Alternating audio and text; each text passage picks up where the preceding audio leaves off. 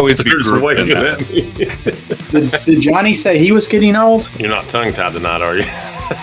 We'll see after we start, I guess.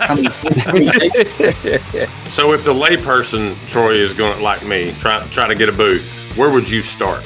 Probably at a store that's got booths in it. Wes, you probably want to. Well, that's a good place to start. Yeah, I like that. Yeah. Hey, Wes. Yes, sir. We jumped right into all this conversation. We just did it. Internet famous. Everybody probably knows who he is, but we probably ought to do some introductions. And it was just too good. I mean, Well, welcome back, everyone, to the Finders Flippers Resell Podcast, and we have a whole crew in here tonight. How's everybody doing this evening? I'm good, guys. What's going on, guys? Guys, I am beyond ecstatic. We have Troy in the house, Mountain Man Treasures. I call him my buddy. He calls me just a creepy follower on the internet, but he is here with us. We are going to chat about a ton of things. Troy, if you guys don't know, he is a YouTube star. He's got booths. He's got a lot of things going on. So make sure to hit that subscribe button and enjoy the show. Troy, you're part of episode 31 of the Finders Flippers Resell Podcast. So we appreciate you stepping in to the hot seat and joining us this evening. Yeah, thanks for having me in. I think Johnny's talking me up a little bit, but it's fine. Keep doing it. Well, I have to admit, he's been ecstatic about since he heard the news. We were even on another podcast. He said, "I'm getting some breaking news here. There's a really good chance I'm going to have somebody. I'm not going to mention who it is right now." There has been a lot of fangirl stuff going on with Johnny here. It is. It happened. It's true. It's true, guys. I even have my. He's got the hat. Oh wow! Oh, now I'm jealous now, Johnny. That's see. That's and fine. I even got a haircut today, guys, too. And I'm still. Troy, did you trim your beard for our episode 31 tonight? I didn't. I didn't even put oil or anything in it. It's a little bit like out from under the bridge today. Like, I apologize. It's a little bit crazy today. So, Johnny, tell me about last night. Man, we had a lot of fun. The ladies had us on. We tried to be on our best behavior because there were women around, but it was good, man. We had a lot of laughs. I found out that everyone got to hang out with Stuart. We don't get to hang out with Stuart, but they all got to hang out with Stuart. And then Molly and Samantha apparently were right down the street from me all week and never said a word. So, I don't know. Huh. I tried not to take it to heart, but he does have a little bit different clout than we have. We've established that point. You know what I'm realizing about this community, and the reselling community is an amazing group of people, but you're definitely a lower tier if you're a part-timer. Yeah, and why do you think that is? Because we've never even discussed that.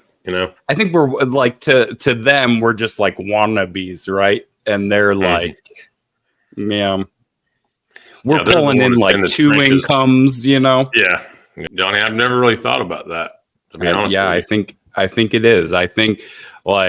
Which is funny though, because as a part-time reseller, I probably put more hours into reselling than my 40-hour job, just because if I'm working hybrid and I'm working from home, I'm also doing eBay stuff. So it seems like and then it's all weekends and, the evenings and stuff, but you got to have that full-time title. Right. I say part-time, but I'm like you. I don't know if it really is part-time because, I'll give you an example.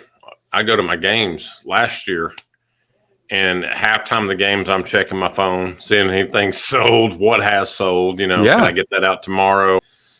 So I'm constantly checking, and this is in between halftime and the next game I'm working. And it's like, Wes, what are you doing over there? Well, don't worry about it.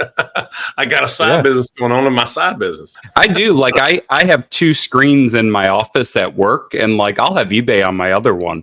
And I'm just doing my work and then just checking things and answering questions, or Frizzle message me and say, what about this? And I'm just so. Right.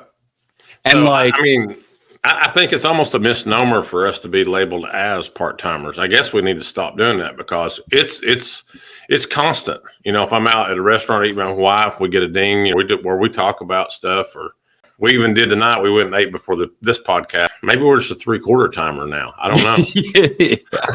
Is that even a label? You know? Yeah. I don't know. It's a lot of work. I mean, but like you enjoy it, so it's fun, right? But it's work, and there's times where it's not fun. There's always some fun to it, but it's work. It is, and I think it's with any job that you do. There's really, really fun parts, and then there's other parts. It's just like, ugh. Yeah. But yeah, I mean, I've never really considered that. I don't know if we are part timers anymore, honestly. Yeah, I heard y'all talking about the full-time versus part-time. Even when I was working another job, I always said I had 2 full-time jobs because I spent as much time, on the reselling part. Well, I mean, we just come on here and Johnny he started talking. I said, I think I need to record this because I wasn't, I haven't really even thought about it, but I just assume, if you don't do it for a living, I guess, you're part-time. But, to Johnny's point, that makes up, that takes a lot of thought as far as, are we really part-timers or what are we, 3/4 timers? I don't know what we are, honestly. Well, I was telling Wes before you jump back on, Johnny, whenever I used to have a second job, I mean, I always said I had 2 full-time jobs because, you spend as much time on the reselling side since there's no set hours, especially, you work at night, you work on weekends. So yeah, it's definitely not part-time in the truest sense.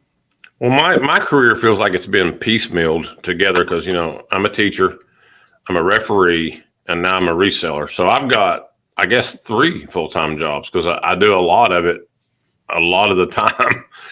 Like last night, you all were on that podcast and I couldn't be with you. It's my whole career is piecemealed, How many hours a week do you spend roughing? During the season? Yeah. If you take it from when I leave to go to a game and I get home, I'm putting in 5-6 hours a night. From the time I drive to where I'm going, it takes 3.5 hours to ref 2 basketball games and then the drive back. Then do you ever ref on the weekends too? No. Yeah, I'm reffing, like I said, 5 or 6 nights a week during the season. So yeah, I'll travel. I'll do college games on the weekends, and I'll do some of them during the middle of the week. Yeah, so you got 3 full-time jobs, really. So. Mm-hmm. So no, to your point, Johnny, you're right. We're not part-timers. We need to quit calling ourselves part-timers. I think you'll by the masses you'll get put into that category, though, right? Like. Well, yeah, I think what you're saying is just it's got to be your number one full-time job, I guess. Yeah. It's full-time hours and part-time income is what you work so many hours. It's just like now, being full-time. I still have to try to pull in some other revenue, whether it be through the consulting or, maybe one day. I keep trying to build the business and add new revenue streams every year, but it's hard. And if Amy didn't work and have the insurance for us, it'd be really difficult. So, I think insurance is an easier thing to deal with now than it was 10 years ago because there's more like marketplace options and co-ops and things you can go through to get at least less expensive than what you could before, but it's still really expensive. Well, do you kind of feel like it's a recreational job, Johnny, to resell? I don't know if that's the right word. I don't know if that's the right word.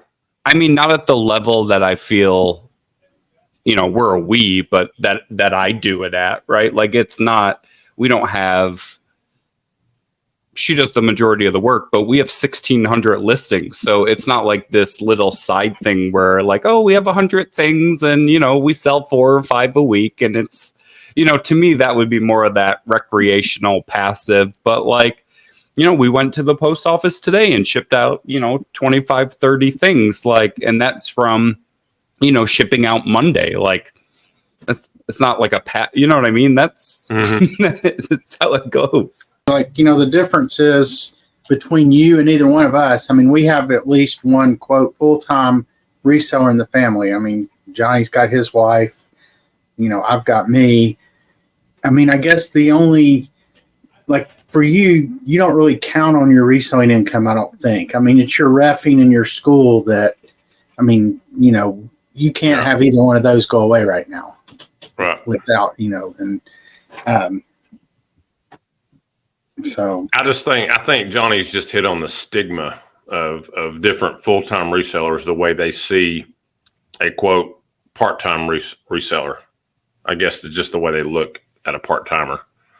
Recreationally, they're just doing it, or whatever. But to think of the road that I've traveled in the last 2 years and the knowledge that I have gained, especially from just different people from different walks of life, and Stuart, you wasn't known yet when I told Johnny this, but even like during halftime of games and stuff before the next game, I'm checking my phone, looking at sales. It's constantly going on. Yeah. So, well, reselling is definitely a business from which there's no escape. I mean, whether it's, it's a 24/7 thing almost. I mean, you do sleep, but even then, I mean, you might see your phone light up in the middle of the night and wake up and sell, and and it's your only. I mean, and it's like any, I guess, gig type work. Whereas you're only as good as what you've done that day. I mean, it's not, you don't have a steady paycheck. There's no vacation pay. So that's the thing that I guess makes it tough or different. But well, if we could grasp a fourth opinion, I would like to do that, because I'm going to bring the man of the hour in, Troy from Mountain Man Treasures. Let's go ahead and bring him in. Yes. Troy, how you doing, sir? I'm all right. How you guys doing? Doing great. We appreciate you joining us tonight on the Finders Flippers Resell Podcast. Thank you so much for coming in. Yeah, man. Thanks for having me. What is up, buddy? How are you? What is up, buddy? I'm doing okay. It's been a busy day. I was telling Johnny, my shoulder's all screwed up. So I just got back from physical therapy, so I'm hurting, but I'm here with you guys. That's how much I love Trooper. That's that relief pitcher in you. We're getting old, Troy. Don't get old, man. I tell my kid all the time, don't get old. It's the worst. So, Troy, I'll go ahead and hit you with what we were talking about: part-timer versus full-time. How do full-timers see part-timers at this juncture? What do you think? I don't know. I mean, I've been both. So, now full-time. I think that. I mean, I don't know if we want to go as far as to say there's a stigma, but maybe that's the best word, right? I think maybe it falls towards you're just a hobby seller, right? And you just do this here and there, and if you have a day where you don't get a sale or you sell the $5 item, doesn't matter, because the reselling for you doesn't really matter, right? I mean, at least I think that's maybe the idea. I think that's the word I was looking for, Johnny, because I had said to Johnny a recreational seller, I guess, but I like that better. It's just a hobby, it's a thing that you're just doing, and you don't care, like you said, either way if you make a sale or not. But well, I do think at some point, Wes, that you, like, if you decide you want to be a full-time, in quotes, full-time reseller at some point, I think there's a point in your career with your regular job that you have to be doing both full-time at the same time to be able to transition from that, part-time reseller into the full-time reseller. I mean, it's a year or two ramp up, really. So you've almost got to be putting, 40 plus hours into your regular job, 40 plus hours into your reselling job. And I know that's what I was doing when I was at the hospital. Mm-hmm. Every weekend, nights, I'm doing all the same stuff I'm doing now.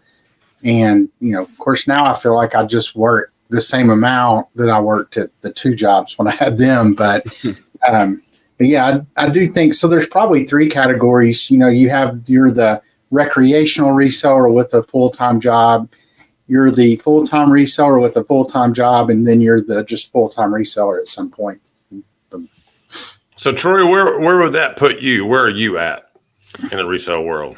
Yeah, I mean, I'm full time now, and I've even gone beyond full time eBay, right? I mean, I've got the YouTube that kind of chips in a little bit here and there.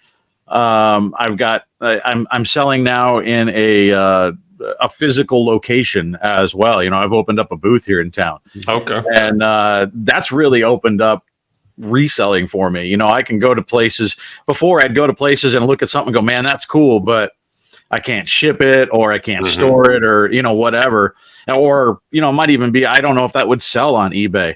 But now I go to places and I'm buying stuff completely new to me because I think it'll sell in the store. And so that's been kind of fun to actually add that just to the arsenal, to be able to sell different things in a different way. And even that is growing and changing. I've added some friendships and partnerships with some people there at the store, the owners and a couple other vendors. And we're actually, over the next couple of weeks, we bought 3 storage units together, and we're working on sort of dealing with that now. Some of it we're going to sell like in a garage sale situation, like come and buy this stuff here at the place. It's like a hoarder situation where, the old lady buys the stuff off of QVC and then never uses it. There's like an entire corner of this thing that's entirely new Tupperware. It's all new stuff. And so we're selling it, like slashing the MSRP tags for resellers or whoever that wants to come and get it. Some of the stuff is going to the vintage store and we're selling it that way. And so I'm putting fingers in a lot of different directions, and it kind of feels like that's almost how you have to do it now. That's what I was going to ask. Even if all you do is online, it's tough to sell in one place. So I think you've got to sort of sell in lots of different ways, different places now. Is it something that you wanted to do, had to do, a little bit of both? I know you being in Montana and, obviously you've seen your videos and stuff. It's maybe a little bit more of a challenge than if you're in, New York City or something like that. But so was it a have to, a want to, a little bit of both? Yeah, it was probably both. I mean, I saw that actually years ago. I went and we had one sort of the antique store right here in town. And so I put my name on the list just to see, they had a waiting list, and it's years long. Once people get in, they don't leave because it was our only place. And then so this new place was opening up, and I went in, and honestly, the stuff I sell is not what most of the people in those places sell. And so there's a little bit of imposter syndrome. Like, I don't know if my stuff works here. Like, I really don't. So I thought, what, let's try it. And partly it was because of the creep, right? Of like the eBay creeping into the living room, or there's an awful lot of eBay in the spare bedroom right now. My garage is filling up. And so it was a way to maybe get rid of some of that death pile and try something different. And once we experimented with it for a month or two to see, is this going to work? We're consistently one of the top sellers in the store. It's good to be different. So, I think we passed 150 items sold this month today out of my booth. That's so, awesome. We're doing really well. And so now it's turned into something that we rely on. Like, I want that check coming in at the beginning of every month, because, that's what pays the bills. It's almost a necessity that you diversify like that, because, you have so many people like just have all their eggs in the eBay basket, for example. And if for some reason they lose their account and there's things that can happen outside of your control to cross that, you have nothing to fall back on. So, I'm just like you. I sell on 5 different online platforms. I have 3 different locations with antique booths. And, then plus just like local sales on Facebook, I do quite a bit of that as well. And, that way, if one of the things goes away, you still have all these other things to fall back on. So, well, and it opens up, like I was saying, it opens up stuff for you. Like if you bulk buy, I bought a whole mess of Disney pins. Well, half or more of them are pins that aren't going to sell on eBay. They just don't. But I got on Whatnot, and we blew through like 40 of them, and we paid back our buy-in costs just off of the ones that would never sell on eBay by selling them on Whatnot. So I think there's ways that that opens up your sourcing. It makes your life easier. It may be more busy, but I think it makes your life easier as far as sourcing.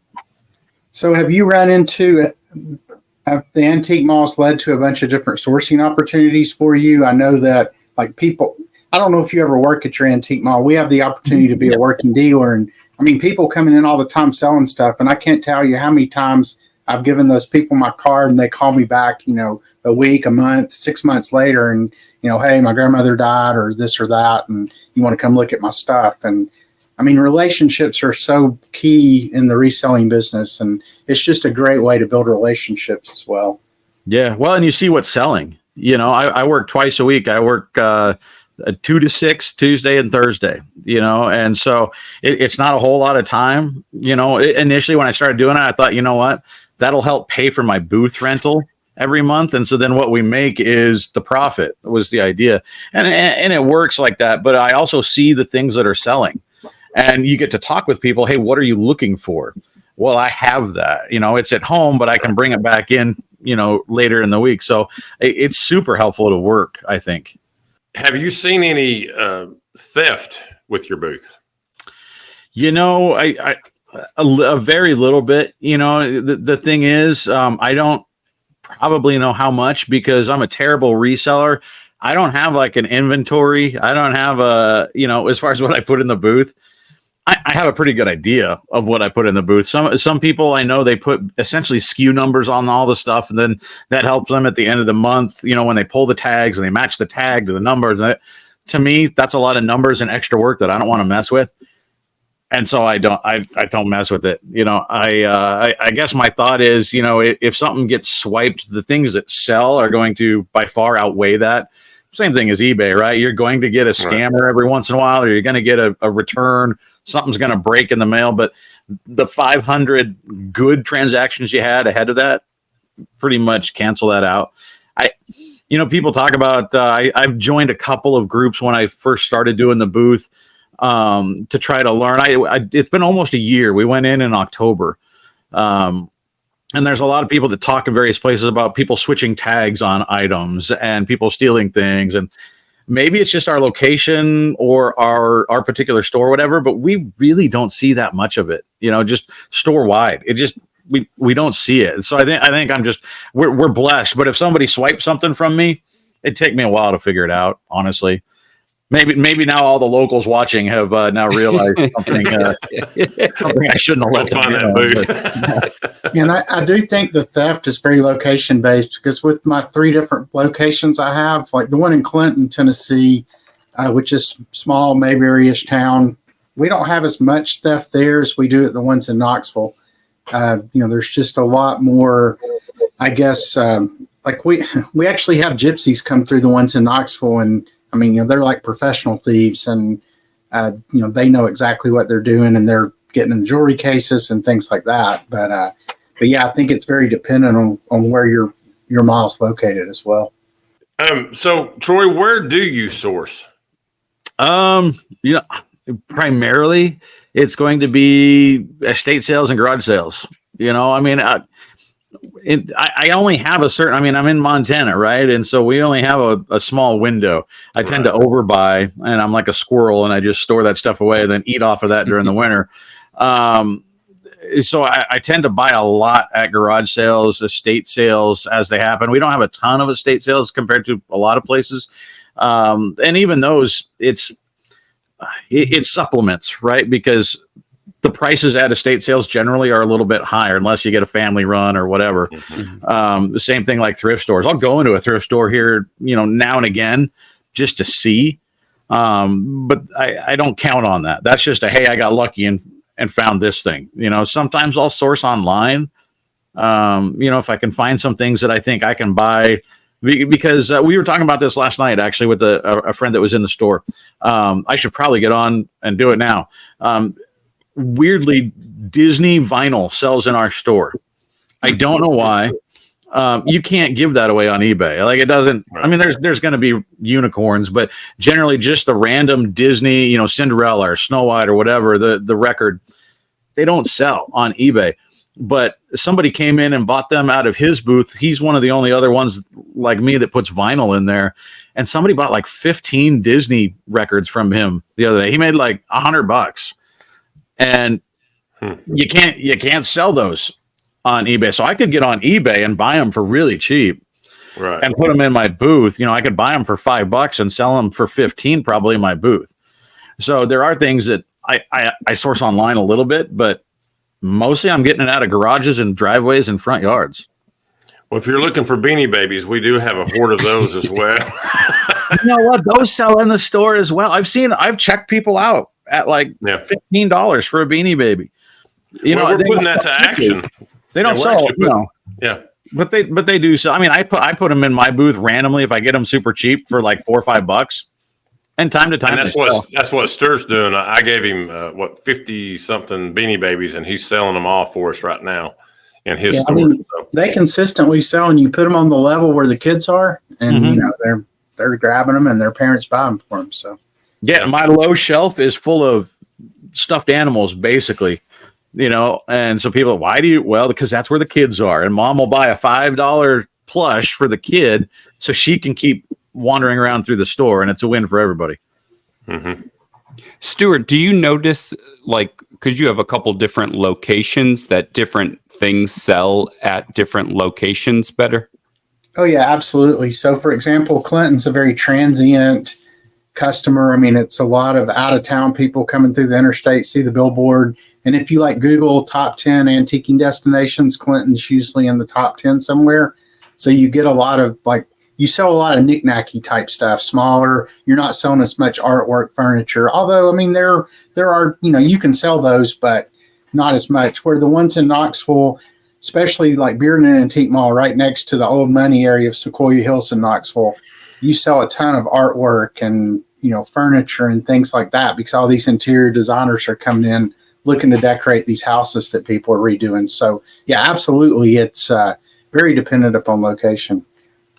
And probably seasonal, right? I've noticed, again, when I'm in the store, I can talk with the people that are coming in the store, and we're having a whole lot of people coming in that are tourists that are visiting. Our location, we're pretty much smack in the middle of Glacier National. Well, look, I'm reversed on the screen. So Glacier National Park and Yellowstone National Park, we're pretty much in the middle. And so a lot of times people will come and stay here and go visit one, come back, stay, and then go visit another. And so we get a lot of tourists coming through, and I'd bet half of our traffic this summer has been from people out of town.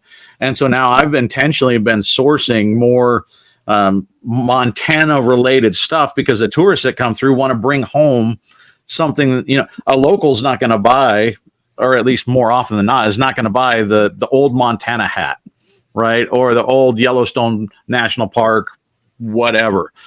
But tourists coming through absolutely will. So we see a lot of that. The summer's been really busy. So that's been cool, because I hear a lot of places say the summer's super slow. I've had my best 3 months this summer. How big is your booth, Troy? It's what is it? It's 8 feet by, I think, 5. It's a rectangular. It's an oddball shape. We're actually working on one has opened up, and I'm going to split it with my neighbor. We're going to take that other one because it's kind of diagonal from us. So, and we kind of have the same type of stuff a little bit. We have this, at least some of our stuff is a crossover. So we're going to take that booth and split the rent and share it. I think it's an 8x8 maybe. Yeah. And it's got a wall space. So we're probably this weekend going to be turning that, when it opens up, into sort of a gothy, dark academia Halloween booth, because nobody else really has that stuff. I started bringing some of it in because nobody had it, and I thought, let's try it. And I've sold 5 skulls this month, and yesterday I sold a baby arm off of a doll. I was like, this would look cool here, and it sold in a day. Troy's in there pulling yeah, bolo alert. I've got a bag of arms and legs, believe it or not. I'm going to put another one up there and see what happens. Weird stuff. So we're going to create, we're going to see what happens, and That's try cool. something new. But right now I've got that weird rectangle. It's right near the bathroom, which I think is helpful. That's fine. I get a lot of traffic going past my booth. Oh yeah. And then people standing there outside waiting, they're staring at my booth. Yeah. So I think it works well. Troy and Stuart, both of you both have booths. I do not. How important is you? Because Troy, you were mentioning about your toy things are on the bottom, your stuffed animals and stuff. Mm-hmm. How important is product placement in your booths? I haven't figured it out yet. To be honest with you, I think that kid level stuff I've put down there, and I think that was the idea, and I think it works. You don't want to hide stuff, but I'm still trying to figure out. I'll bring things in that I'm like, oh, this is going to sell right away, and it just sits, and other stuff I'm like, somebody might buy this, and it'll sell in a couple days. I still don't know. Or you move it. Sometimes you just move it. Something's been sitting there for 6 months, and you put it in a new spot, and it sells. Yep. Same thing like when you touch something on eBay, right? Like there's the weird thing where you touch something that hasn't sold for a year, then the next day it sells. The same thing happens in the booth. So I'm sure Stuart knows. Well, I'm not even a year into this, and I'm making it up as I go. So I'm sure there's an actual science to it. I just don't know. Not really. You hit on the key. I mean, people ask me sometimes, what's the most important thing I need to do in having a booth? And I just, you've got to work it. I mean, and that doesn't necessarily mean you got to bring a ton of new stuff in every week if you don't have it. But you hit the nail on the head. It's, you move this from here to here, it may sell. And it's so funny. You mentioned, like you bring stuff in, you think, oh, that's going to sell right away. And it sits there. Then you bring something in, and I mean, no different than stuff you list online, I guess. But it's funny. I've been at my booth in Clinton. Somebody bought our building, so we're moving to another building up at the top of the street. And so my wife and I have been working this week on we went and we had to go from like the equivalent of 4 booths down to 2 booths. And then we have this big rectangle area that was huge. And we're going to this like long and skinny, like 23 feet by 9 feet. So it's kind of long and skinny, just like I am. But no, just like Wes is. But yeah, I mean, as we're cleaning it out, and we had to get rid of a lot of stuff, and there's an auction company coming in. But yeah, we're going through stuff, and I'm like, man, I can't believe this is still here. I thought it would have sold, and it had gotten pushed to the back or something, and it been there for 2 years or whatever. But yeah, it's just funny. There's no rhyme or reason. And I will say, like, my wife comes in once a month and makes the booth pretty. Then I spend the other, 29 days just taking and like throwing stuff in there and messing it up again. So, Wes, I don't think I've ever seen Stuart just so engaged, just with a smile on his face here. We're talking booths. It's funny, Johnny. Troy and I are very similar, and like the things we sell in our outlets. I mean, the main difference is he's got a lot better beard than me. And he has a huge. Well, you've got a Troy beard started, so you got to start it somewhere. Yeah, well, my problem is my hair is like actually pretty curly, and I mean my beard kind of does the same thing when it starts growing. So. It is interesting in you talk about we sell kind of the same things, and I've grown a little bit into like, oh, well, that looks like an antique store thing. I should buy that and put it in my booth. But generally, my booth doesn't look, like I said before, it doesn't look like the others. I don't have the shiplap stuff, and I don't have the old furniture. And, I sell I sell nostalgia, right? I sell the old toys. I sell the weird stuff, comic books, vinyl. I started to put cassettes in there, and those sell. And it's been interesting because there's a lot of people that they might sell. I checked somebody out the other day that bought a $150 couch. I don't have a $150 French restoration. Like, I don't have that, but I don't need to, right? Like, I did sell a $250 art print the other day, but then I sold a whole bunch of $3 comic books and a $2 Batmobile Hot Wheels car, and like those little things. Hey, they add up really well by the end of the year. And people come in and they impulse buy when it's a $2 or $3 thing. So there's people shopping out of my booth all the time because they know they can come in and spend $5 and walk out with something. I get repeat customers, and it's really worked out for me selling that low ASP stuff sprinkled in with the $200 item here and there. Yeah, so, same model I use. And it's funny, at the end of the month, all my booths are manual. Like, we write everything down and then it gets transferred to your book. And so like at the end of the month, I'll have, 30 pages of stuff not necessarily the most dollars in the mall, but like volume wise, yeah, I'd like blow everybody else out of the water because I'm selling all this small stuff and a lot of vinyl, just like you. In fact, we're really excited about one thing we did in our new booth in Clinton is we really divided the booth into two. So it looks like two separate booths. One's like our media, it's books and records. And my wife found the most awesome chair on Facebook Marketplace today. It's this like 60-ish looking thing, and it's got finials on top with tassels. So that's going to be where people can sit and read books. So I just did the math because we're on the Quail system. It's an online point of sale system, but it lets us see as soon as we sell something, it shows up. There's an app and a website and everything. And I had the tab open, so I looked. My average sale price this month is $12.25, but I've sold 154 items, I think. Yeah, I'm jealous of that. I have to call and go, can you send me pictures of my books since Friday, for the last 6 days or however long it's been since I've been there. It's super helpful because I saw the other day somebody came and bought 4 skulls off of my little dark corner. And so I knew when I went into the store, I can bring stuff in to fill that hole. And I brought in a baby arm to fill one of the holes, and it sold day of, like, weirdly. But that's helpful. Then you don't have to have somebody take pictures or stop in to figure out where the hole is and then come back later and fill it in. Mm-hmm. Troy, have you been selling marriage certificates at all? That's where I was getting ready to ask, Johnny. You jumped right. I haven't yet. I'll put it on the list. I'll sell anything. It's a contentious look for vintage point here. 1912 marriage certificates that are stolen. Look for those. I do have in the store early in 1930 something report card from some kid, just because I thought it looked cool. So I am trying to sell report cards and people's old photos. I've got some old mining claims. Yeah, all that kind of stuff sells pretty well and whatnot over in the ephemera category. So if the layperson, Troy, is going to start try to get a booth, where would you start from day one? The thing is, it's hard. It's hard to get in, right? Like, because I went to the store that we had in town, depending on the area. But once they get established, we've had a few people move in and out of ours. We have roughly 50 vendors. We've had a few people move in and out, but once people get in, if they're successful, and they're selling their stuff, they don't want to leave because it's working and it's hard for them to get back in somewhere. So I think that's the hardest thing is actually getting into a mall or a store, whatever we want to call it. But yeah, I mean, I just went in and was like, hey, look, we did 2 like vendor shows. That's where we started.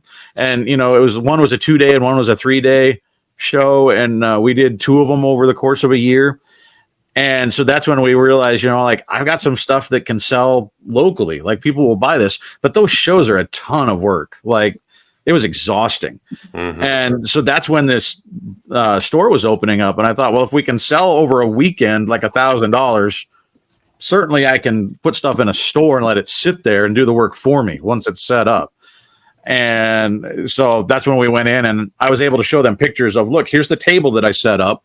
Because usually when you go in, the people want to know, what do you sell? And, do you have experience making it look good? And I was like, well, here's pictures of the table that I set up at this recent show. And that was enough to sort of show them. So, I mean, maybe that's the first step in is, not a permanent location, but find those different vendor shows that are happening in your area and maybe try one of those. Wes, are you getting a booth now? Are you adding this to your repertoire? Well, my wife and I have been kicking around the idea, and it's probably thanks to Stuart. I listen quite intently, more than I seem to. But yeah, we've been kicking around the idea, but I'm concerned, like you said, Troy, even getting in, because people get in these places, they don't leave, and even the right locations for that matter. Because I know Stuart's got one in Knoxville. Hey, Johnny, this is the Knoxville moment again. Visit Knoxville.com. Yeah. He's got one down on Kingston Pike, which is close to the center of Knoxville, and it's a really good location. How does that location, Stuart, do for you?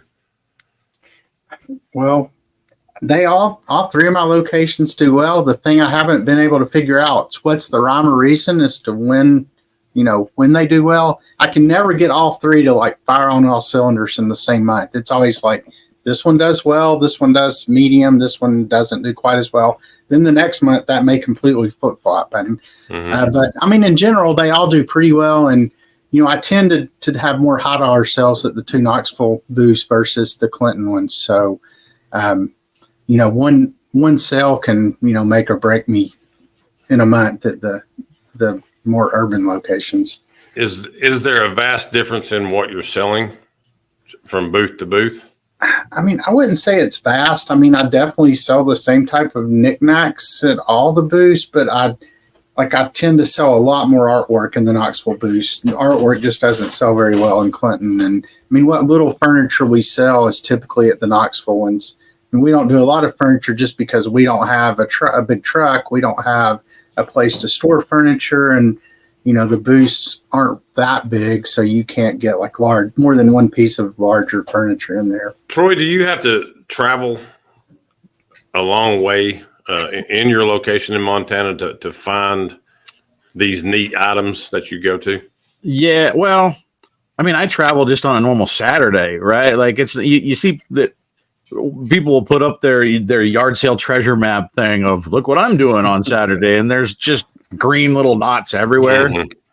I have 8, maybe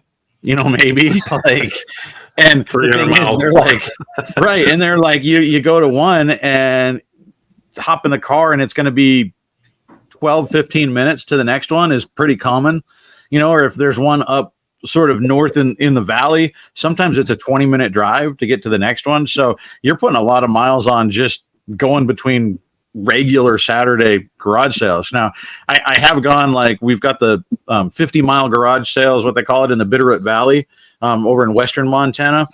And I've been over there the last 3 or 4 years and done very well. We don't have a whole lot of that, and so there's nothing particularly great over there. It's just there's a whole lot of them. And so you just have the law of averages. You're going to find more things because you don't have that many over here, and I can drive to a bigger location, and I need to start doing that a little bit more and traveling outside of, where I'm at. There's Butte is just down the road, and there's all sorts of old mining stuff there and old things that do very well, both online and locally. And I've been talking with a guy that he ran a pawn shop for many years. He's got 3 or 4 warehouses full of stuff here, but he can walk into a room at an estate sale or whatever and go, well, there's that, and that. He's just that good. He's been doing it for so long. And he's telling me hey, you need to go to Butte. I see all these old vintage band shirts down there, and most people don't pick them up, or they only pick up the really good ones and leave the other behind. So I think I need to get out of my area a little bit and try. There's just that fear of what if I drive an hour and then there's nothing there. I got to turn around and drive back. Right. But I'm driving that far anyway, going back and forth. So I have to travel, but I probably need to travel more. The idea that I like about a store, and I'm sure we've all done this, is you go to either a estate sale or a yard sale or something like that, and you see these items, you're like, man, that is neat. I would love to grab that, but it's just I don't want to ship it. Right. And like you said, that's what's appealing to me. I can now grab these items and go stick them in my store, and hopefully they do sell. The weird stuff that it's, because eBay is so contingent on keywords and, brand names and stuff like that. People look for a very specific thing typically.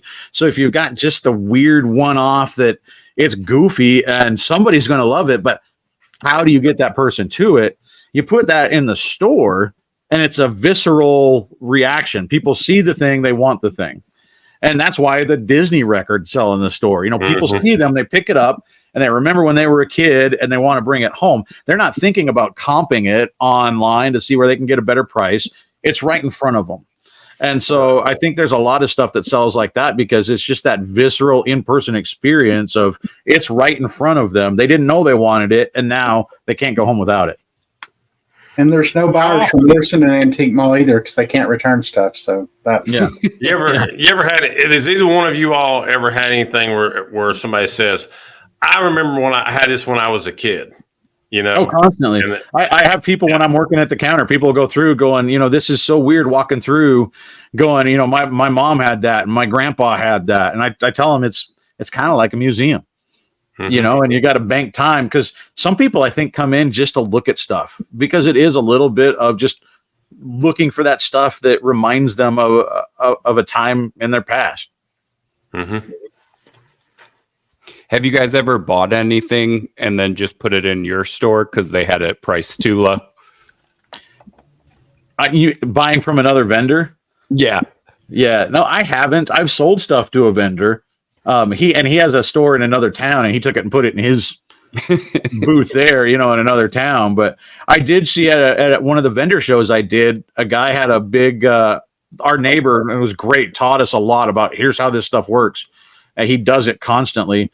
He would go to a lot of these auctions and buy various mounts, like, you know, deer or kudzu or different stuff like that, and they sell very well.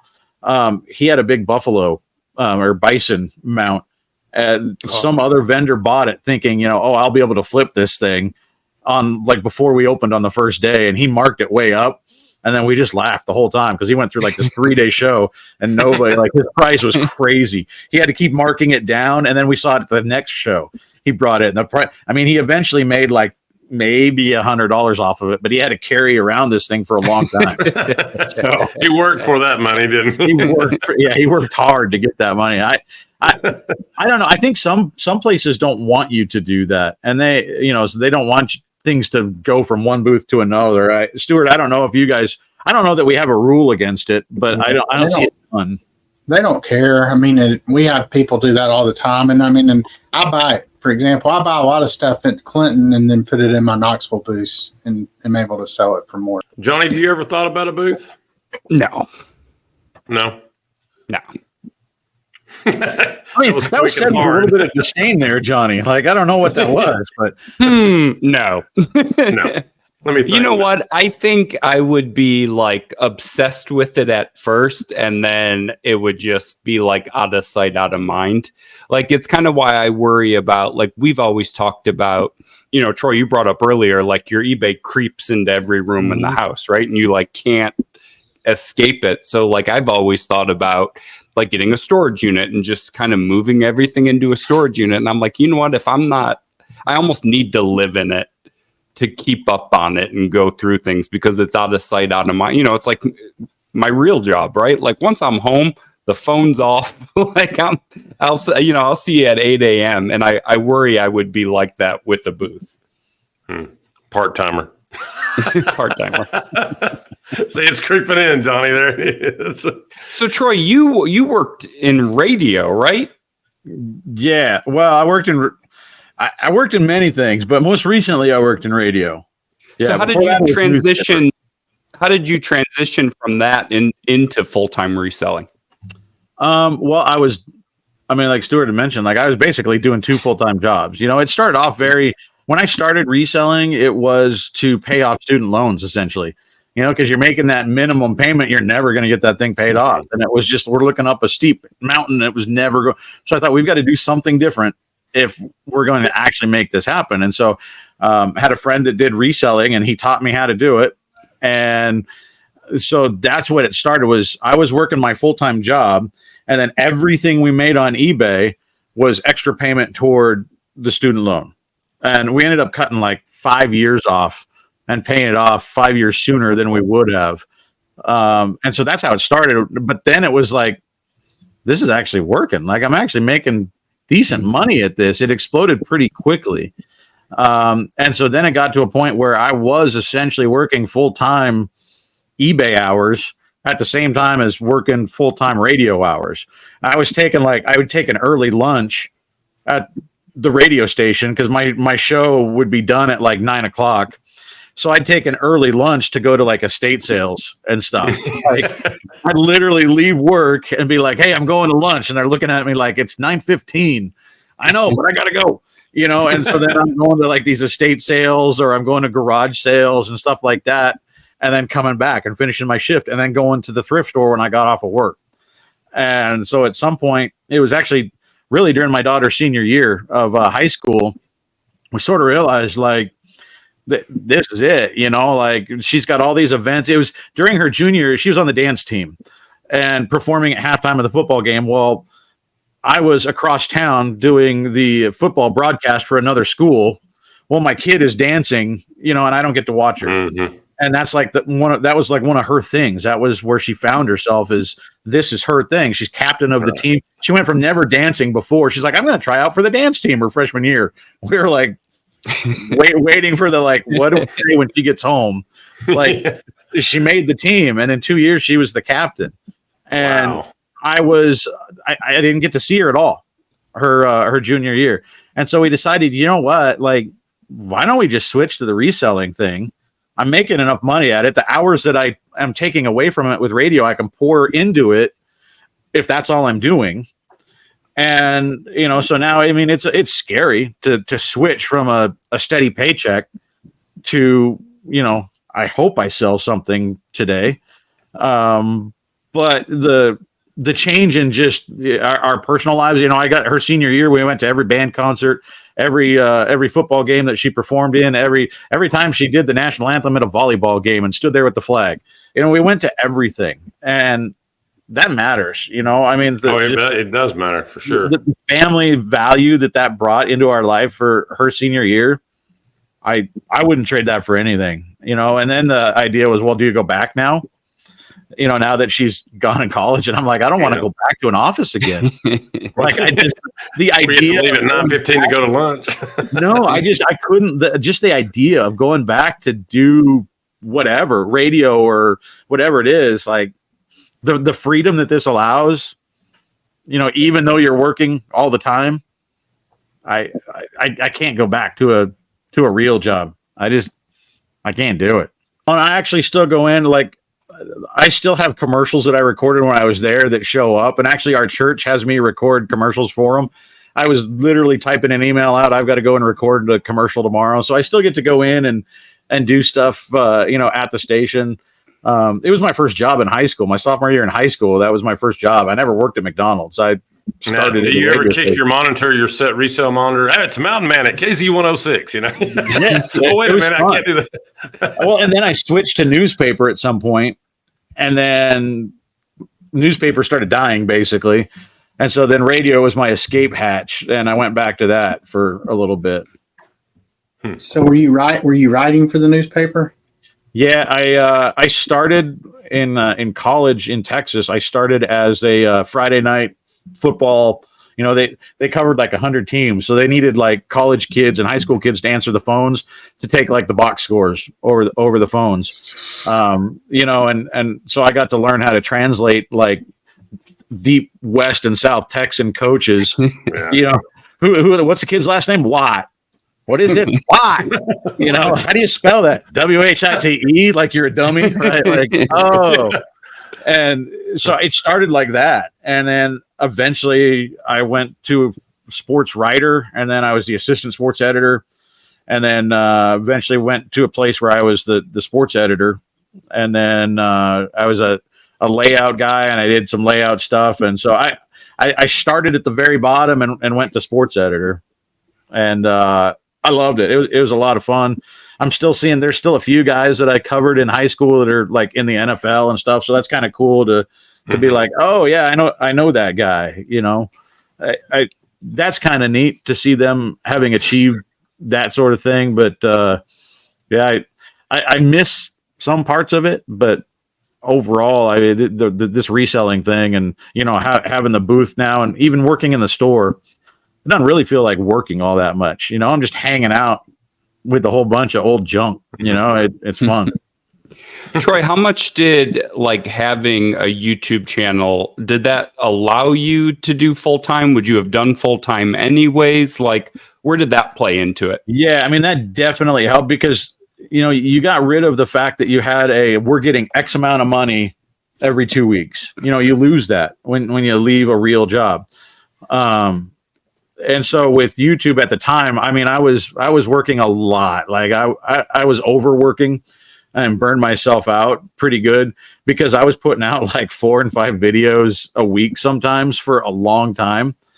And as a one-man show, I don't know how, like, Kevin, he's got family labor that he, indentured servitude and stuff. That's the only way you can do it. Like as a one man, like So, but at the time, I knew like every month I'm making a certain amount of money on YouTube. So if I'm making X amount of money on YouTube, all I have to do is make this much more on eBay in order to make the books work. So that gave us at least it wasn't a for sure thing, but it was at least like I know if I put the time into YouTube, I get a little bit of for sure money every month. And so, yeah, that definitely helped. YouTube is definitely, I had to scale back. The time you take away from one thing, you put into another. You only have so much. Yeah. And so I've put more time into the reselling aspect of it and taken some of it away from YouTube, trying to find the right balance. Yeah, I want to do more YouTube stuff. It's just, I only have so much time. Yeah. And, I'm not despite all your love, Johnny, I'm not an A-lister on YouTube. I had somebody at a garage sale the other day. You are right here, buddy. Yeah. I had somebody ask me, so do you make like a ton of money on YouTube? Because they see that. I was like, no. No. Well, we're still waiting to make our first 17 cents, and we've already promised away our first 34 cents. So there you go. I mean, I think I'm like I don't know if I'm a C list. I might be a B lister, like a B minus. I did have somebody mistaken. I went to a garage sale a couple weeks ago, and the guy goes, "It's you." Like, that was the first thing he says. I walk up and I'm like, okay, what? You're like, no, you money? What is? There's like 4 different things I could be walking into here. And he goes, you've got the camera. I said, well, yeah. He goes, and I'm still waiting for him to explain this. He says, okay, so back up. I went to a garage sale myself the other day, and this is a guy that he's got a hat on. He's got a beard, kind of a stocky guy. And he says, I showed up and the people went, where's your camera? And he's like, what are you talking about? You're not wearing your camera today? And he said, I just went, no, not today. And like 2 weeks later, I walk into his garage sale. He goes, they were talking about you. Like, so people around town know me, at least. They're waiting for the bearded dude to walk into their garage sale. And now some guy's been mistaken for me now here in town. That's awesome. I always hear you're that tall referee that fouled me out in my game when I was a senior. That's what I get recognized for. You're the worst moment in somebody's life. You're that technical foul. Yeah. This is the face of their high school career ending is what it is. So Troy, do you do anything with your paranormal stuff? I want to do more of that too, right? Like I've got 2 videos that I need to make on that of stuff that I haven't had a chance to get to yet. So, on the list of priorities, that thing's not it's actually reached the number of viewers because they dropped that down to like 500 now for subscribers, but I don't have anywhere near the view hours on that. So it's not monetized. So it's definitely like the side project hobby, but it's fun. I enjoy doing it. But then again, like anytime I spend doing that, I'm pulling away from stuff that actually makes money. So it's tough to it's tough to rationalize spending the time doing that. I just have to get in I have to get ahead basically, and then go, okay, well, I got a day. I can work on that because that's a lot of fun. When I went to there was another new, very lengthy garage sale in Eastern Montana that I went to here a couple weeks ago. And we ended up staying at what I found out was a purportedly haunted hotel. It's the longest continually running hotel in the state. Like it opened, it's been open for over 100 years. Like the things, and there's all these old stories about it. And so I was like, oh, well, that's cool. So when I made the reservation, I requested like, give me the hauntedest room. Like I want the spooky room, right? And the plans changed, and actually my wife and daughter came with me, and I had just a single bed, so we had to switch rooms. So while we were waiting, we were sitting up there in the original room, and I've got these little they're cat toys. You click them on, they're motion activated, and they light up. When it moves, it lights up. Otherwise, it doesn't light up. And so those are one of the things I use for when we go and we stay. I brought my daughter to a brothel one time, and we did an investigation overnight there. I'm probably one of the few dads that brought their daughter to a brothel. And we go and we do overnight investigations at these places. That it started when I was at the radio station. I thought, well, let's do a Halloween special, and I'm going to follow around these people that are talking to nothing, right? And then I wound up recording weird stuff on my own equipment that I'm like, I don't know what this is, but this is my equipment. So it's not like a made for TV thing. Like I've got weird noises on my own equipment that weren't there when I was there. And so I got these little cat balls, and I set 3 of them up. I brought them with me, and I set one up up by the mirror. And I told my daughter, I was like, yeah, and she knows what they are. And she was telling me like, well, Dad, I just don't know how good those are, because something actually has to come up and somehow try to move this thing. And I just don't know if that's a very good investigative thing. And all of a sudden it goes bling, bling, bling, bling, bling, bling, like they were going, well, I'll show you. Like the thing lit off while she was basically saying, they can't do that. That's not going to work. And the thing lit up like crazy. And she just stock still, just stared at it. Like, you need to come to Clinton.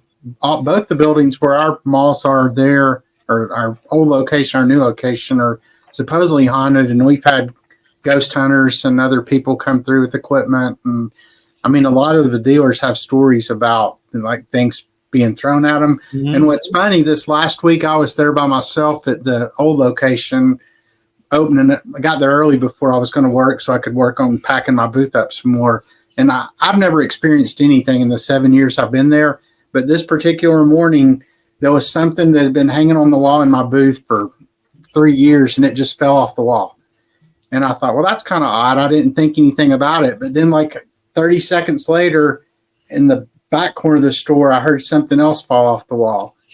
And then another 30 seconds, something in the front of the store, and I couldn't find what had fallen off the wall in those front 2. So, I was telling somebody about it, and, they were like, well, they're probably upset we're leaving.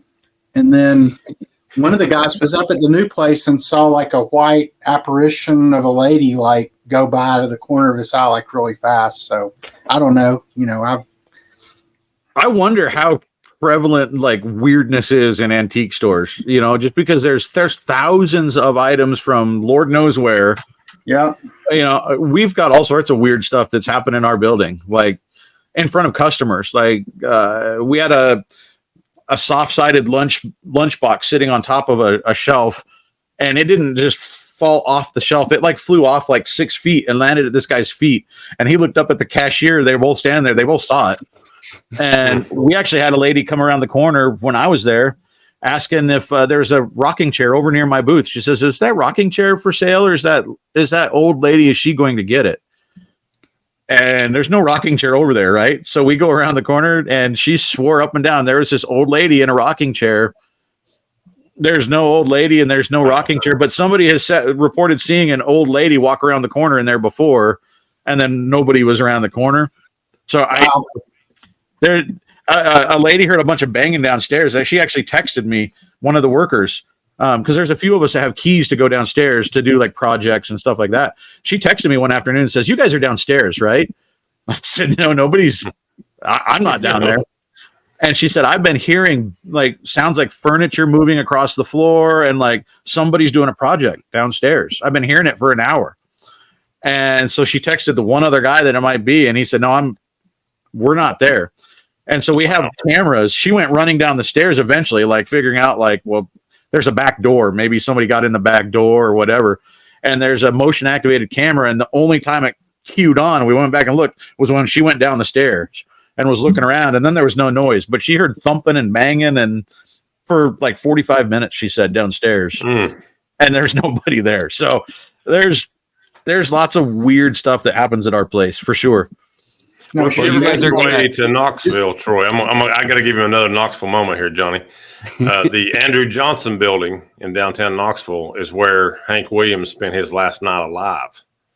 And they've talked about, you can go in this room and there's a haunting there as well in the old Andrew Johnson building. It's right in the middle of the town. Okay. And so maybe you can come and check that one out as well.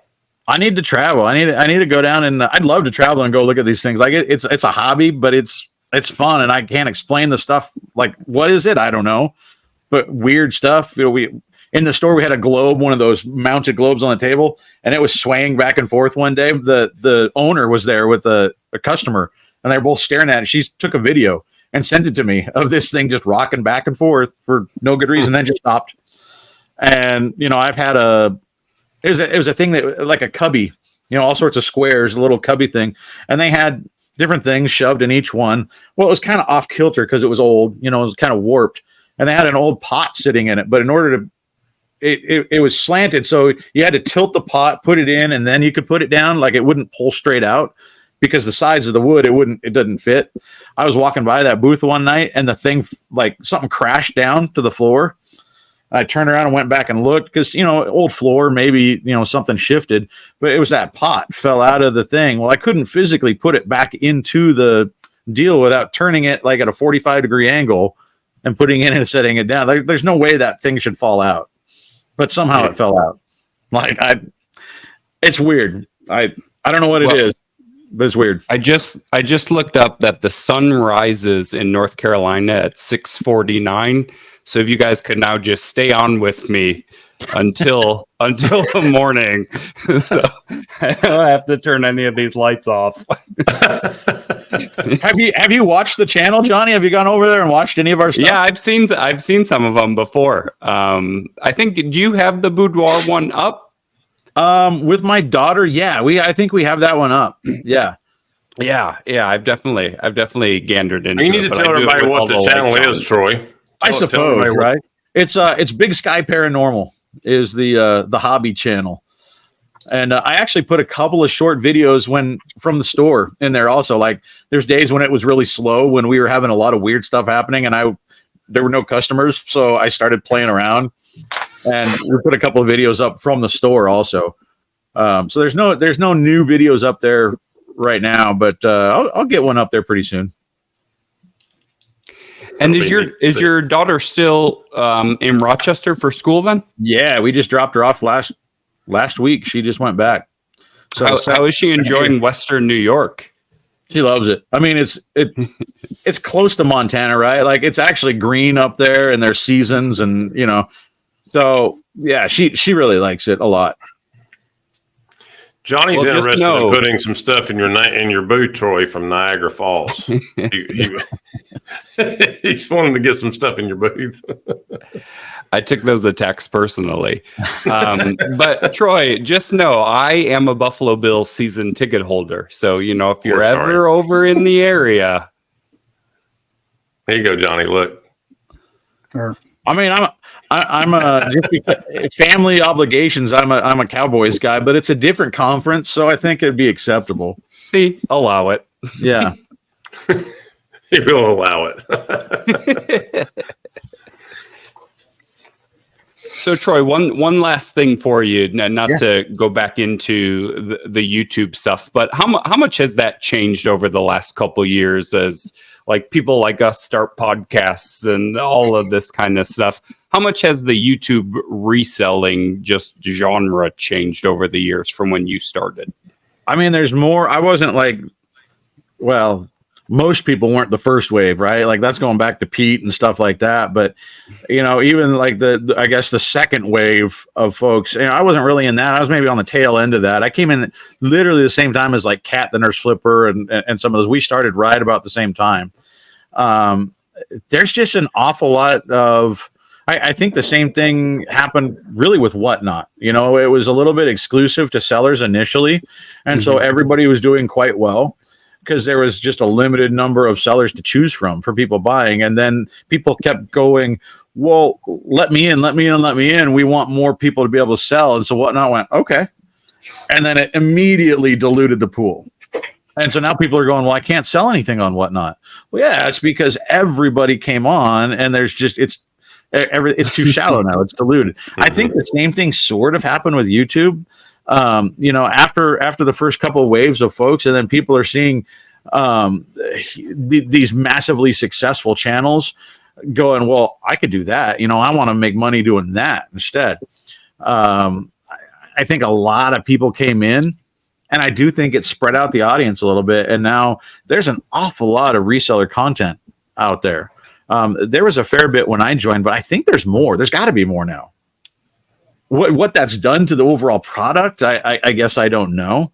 but it's harder to it seems like it's harder to get growth. Like my growth is very, very, very slow.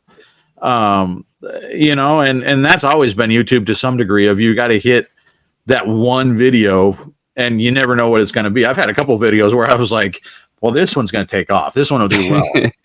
And just same thing like with stuff in the booth, you know, this thing will sell. You know, I had videos where like, I don't understand. It checks all the boxes. It should go. And it just doesn't. It just takes that one video usually and your channel blows up. At least that used to be the case. I don't even know if that's true anymore because there's so much more content.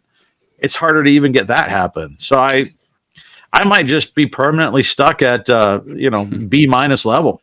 A in Johnny's heart, but otherwise that's right. I'm a B level YouTuber, and I'm good with that. I'm not. I'm good we are too. We've shot for mediocrity for a long time, but I think we're a step above that. Just there's less pressure there.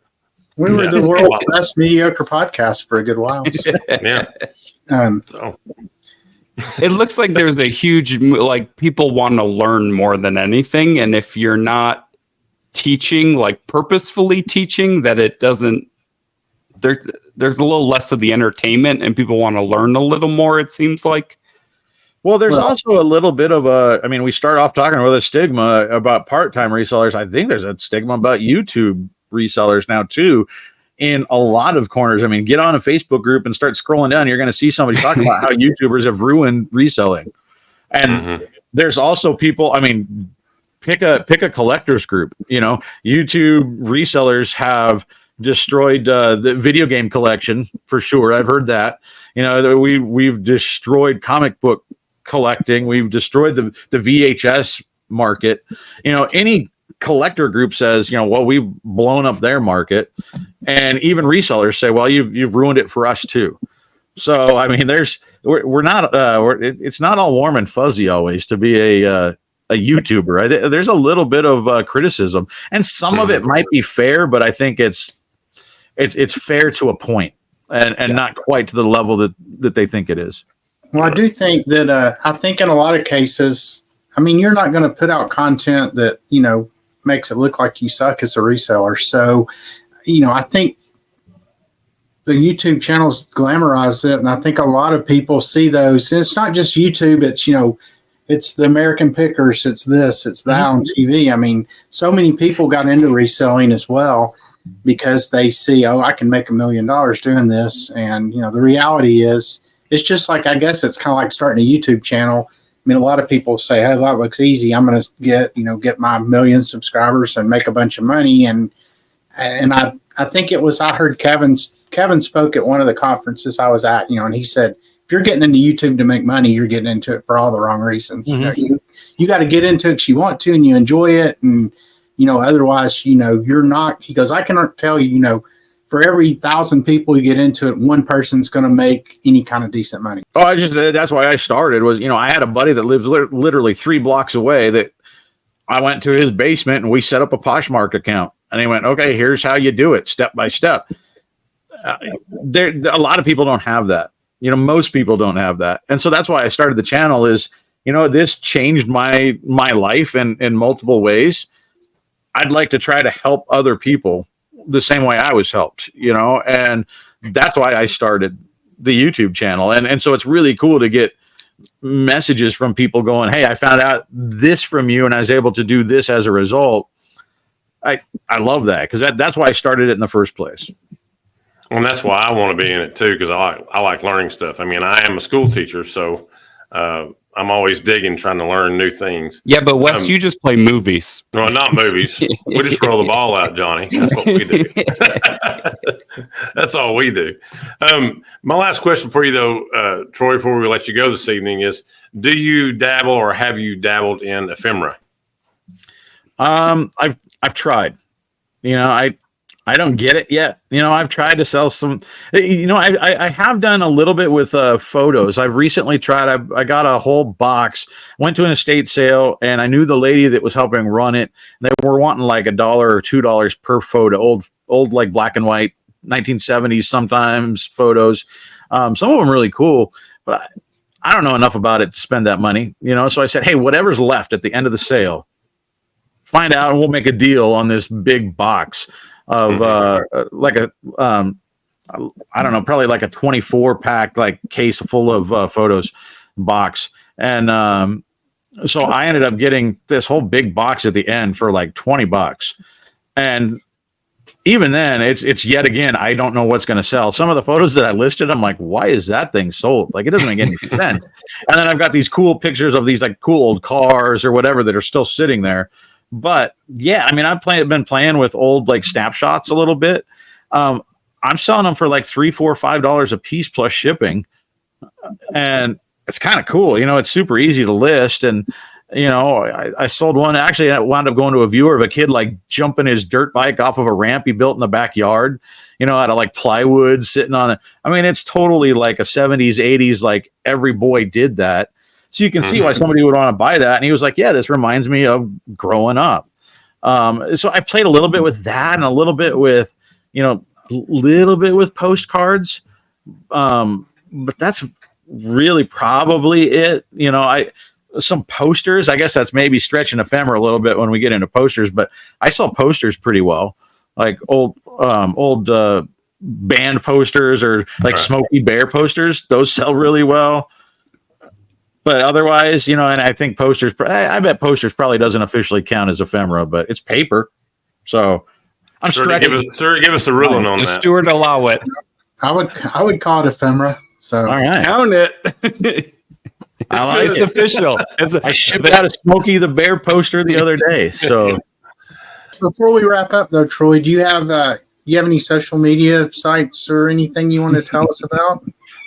Yeah, I mean, just the channels, right? Like the YouTube channel and Big Sky Paranormal. I'll really try and get another video up there soon.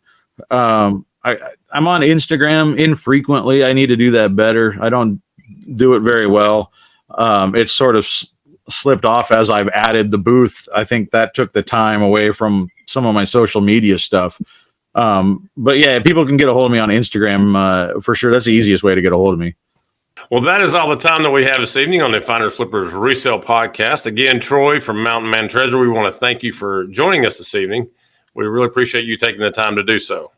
Yes, yeah, well, I appreciate Frizzy wanting me to be on. So, yeah, appreciate everybody watching. Big thanks to Troy for coming. We can now, you know, quit listening to Johnny talk about you for, you know, every time we're on. And if you like the video, make sure you click that thumbs up, subscribe to the channel. We are trying to get to 200 subscribers when we're going to do our next live show. So really looking forward to that. And everybody have a great evening. Thanks again, Troy. Y'all have a great evening, gentlemen.